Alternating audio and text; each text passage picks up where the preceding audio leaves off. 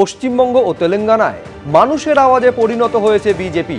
বিজেপির নতুন সর্বভারতীয় সভাপতি নীতিন নবীনের অভিষেকের দিনই বার্তা প্রধানমন্ত্রীর। কি বলেছেন প্রধানমন্ত্রী নরেন্দ্র মোদী এবং প্রধানমন্ত্রীকে নিয়ে ফিরহাদ হাকিম কি বলেছেন পরপর দেখাবো। बीते 11 वर्षों में बीजेपी ने हरियाणा, असम, त्रिपुरा और ओडिशा में पहली बार अपने सामर्थ्य से सरकार बनाई। पश्चिम बंगाल और तेलंगाना में भाजपा जनता की एक बड़ी आवाज बनकर उभरी है।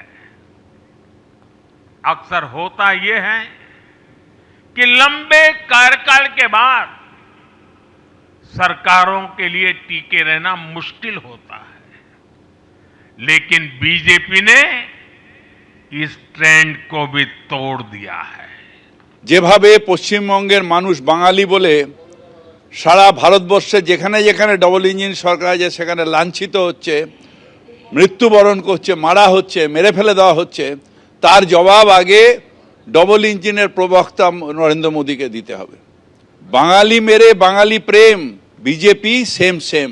যতই উনি স্বপ্ন দেখেন, 21-এও এসেছিলেন, আপকি বার 200 পার হয়ে গেছিল পকার পার। ঠিক যে তখনও মির্জাফর ছিল, এখনও আছে।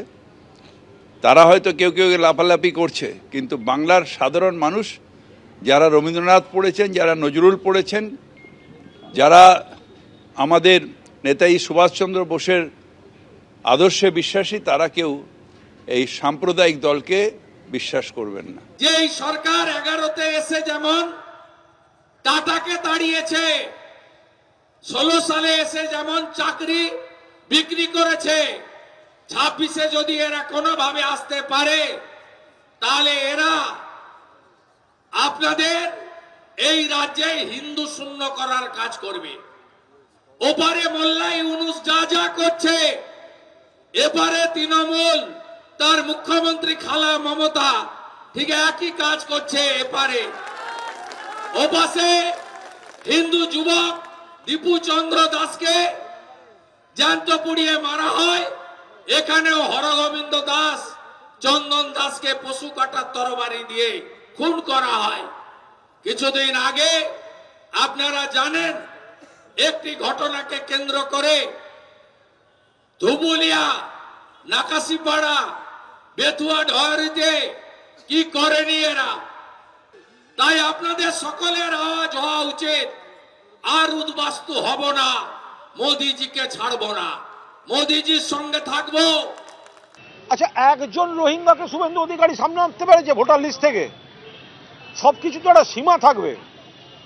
এর আগে বিজেপি বলতো লাখ লাখ রোহিঙ্গা ধরা পড়বে এসআইআর শুরু হলে।